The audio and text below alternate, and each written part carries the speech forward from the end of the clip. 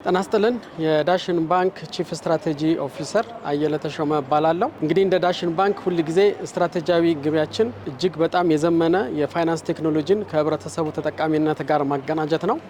ለዚሁም ዳሽን እድል የተሰኘ በዳሽን ባንክ ልዩ መተግበሪያ የዳሽን ሱፐር አፕ ላይ የተመሰረተ እድል አዘጋጅተን ለእናንተ ሳቀርብ እጅግ ደስታ ይሰማኛል። የዳሽን ባንክ የሱፐር አፕ የእናንተን የዕለት ዕለት የዳሽን የዲጂታል ጉዞን መሰረት በማድረግ የተዘጋጀ ሽልማት ነው። እስካሁን 25000 በላይ የሆኑ ሽልማቶችን ለህብረተሰቡ አቅርበናል። በርካታ የሞባይል ስልኮች አይፎን፣ ሳምሰንግ፣ የ100,000 ብር ሽልማቶችና ሌሎችም። ትልቁና መልካሙ ዜና ግን ዛሬም ሽልማቱ አልተጠናቀቀም። ይህን የምታዩት ዘመናዊ የኤሌክትሪክ መኪና ባለቤት አላገኘም።